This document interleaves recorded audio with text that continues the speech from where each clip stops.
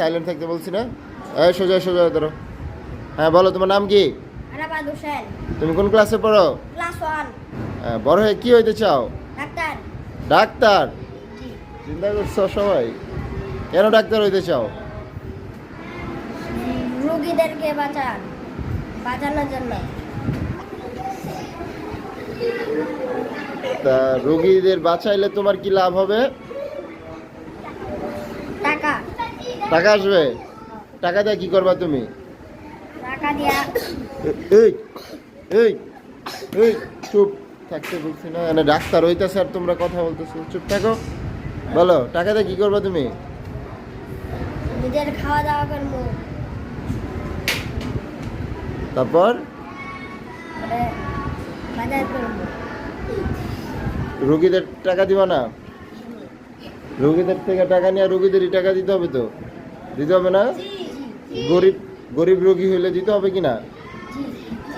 হ্যাঁ, সঠিক সেবা দিতে হবে নাকি? এই সঠিক সেবা দিতে হবে কি না? আর সবচেয়ে বেশি ইম্পর্টেন্ট হইতেছে ডাক্তার হওয়ার মানে হইতেছে শুধু রোগীদের সেবা করা না। তুমি ডাক্তার না হইয়াও তুমি ডাক্তারের মতো কাজ করতে পারো। ডাক্তাররা কি করে? অসুস্থ যে রোগী আছে তাদেরকে সেবা দেয় নাকি? তো তোমরা এক কাজ করতে পারো, যে বিপদগ্রস্ত লোক আছে, কি গ্রস্ত লোক, বিপদগ্রস্ত, তাকে বিপদের সাহায্য কইরাও ডাক্তারের মতো তুমি কাজ করতে পারো। ডাক্তাররা কি রোগীরা বিপদে পড়ছে, অসুস্থ হয়ে গেছে, তাদের সেবা দিয়ে বিপদ থেকে রক্ষা করে। ঠিক তেমনি তোমরাও কি করতে পারবা?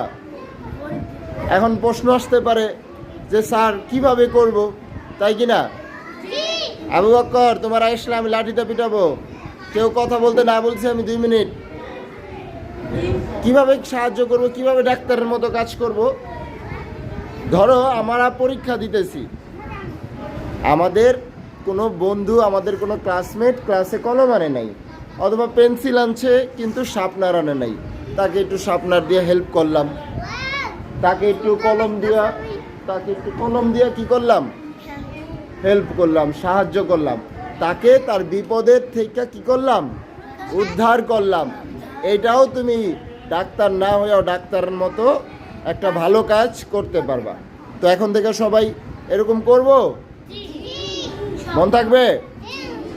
সবাই বলে ইনশাআল্লাহ। ঠিক আছে, সবাই বসো।